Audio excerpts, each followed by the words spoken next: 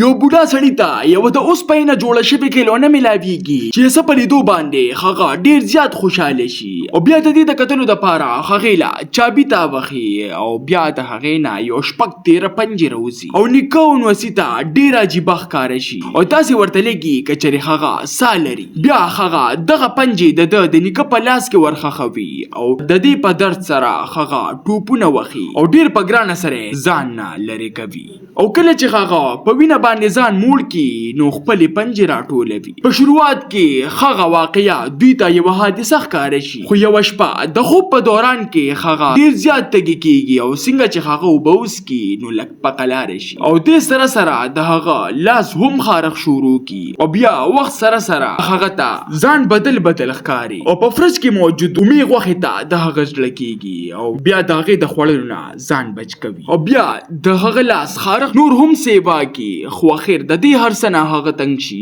او هغه دوباره دغه کیلونه رااخلي او په خپل لاس یې ایږدي او څنګه چې چابي تاوخي نو هغه پنجې ته روځي او بیا د هغه په لاس کې دننه کیږي او دا ځل هغه د درد په ځای باندې هغه ته مزه محسوسوي خو هغه ته دا پته نه وي چې دا پنجه د هغه نه وینه راکاږي او خپل ځان واپس راجمدی کوي. بیا په سبا باندې هغه بوډا سړی په عینه کې خپل ځان ته ګوري او د هغه مخ د مخکې نه ځوان ښکاري او دې سره هغه خپله ږیره هم خروي او مخکې به هغه ښځې هغه ته کتل هم نه او دا ځل ورته په مینه سره ګوري او هغه واپس د خپلې ځوانۍ نه مزې اخیستل شروع کړي او څنګه چې هغه خپل دوکان ته ځي نو هغلته د هغه د دوکان تالې ماتې پرتې وي او دوکان کې سامان هم مات پروت وي او بیا هغه ته یو کارت ملاویږي چې په هغې باندې د یو سړي پته لیکلې شوي. په اصل کې یو 2 ورځې مخکې یو سړی د دوکان نه یو زوړ بوت اخلي خو هغه سړي ته دا پته نه وي چې د څه د وجې هغه دا بوت اخلي نو هغه څیز دی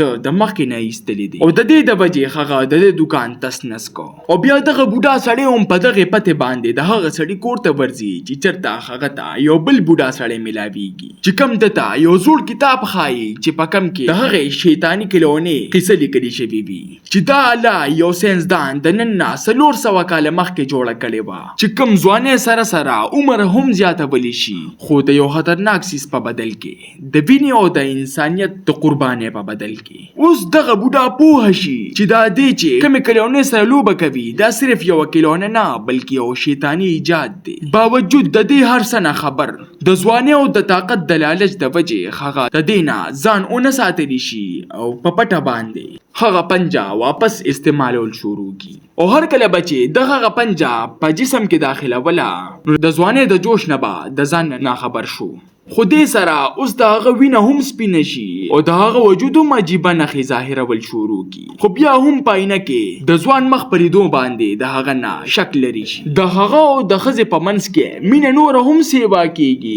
او اوس هغه د یو بل څیز په مینه کې هم پروت و. یو ورځ د یو پارټۍ په دوران کې د یو سړي په پوزه باندې وینه راځي او دغه بوډا سړی هم د غسلخانې بانه کوي او هغه پسې شاته ورځي او په غسلخانه کې د هغه په وینه کې ګوته وخي او هغه خوري او بیا ورته سملی او په ملاسته ځان ته راکاږي او په دې کې څوک راځي او دې بېهوشه کوي او کله چې هغه په هوش کې راځي نو هغه یو سړی ویني چې کم د هغې سړي رواره وي کم چې د ده نه دغه پنجه اخیستل غواړي. هغه بیا دغه بوډا سړی په ګاډي کې اچوي او د یو غر نه لاندې غورځوي او په اخبار کې دا بیان ورکوي چې دا د شرابو په نشه کې دا ګاډی وغورځېده خو هغه ته دا پته نه وي چې تر څو پورې دغه پنجه موجود وي نو مرګ د هغه څه هم نشي کولی او بیا دغه بوډا سړی په زخمي حالت کې جمدی کیږي خو اوس د هغه سرمن پسقا کېدو وي او د نور رڼا سره تلو کې خیږي د ده نوسۍ چې هغه په هر څه باندې پوهه وه اوس هغه دغه پنجه په یو صندوق کې پټوي او اوس دغې بوډا سړي ته هم پته وي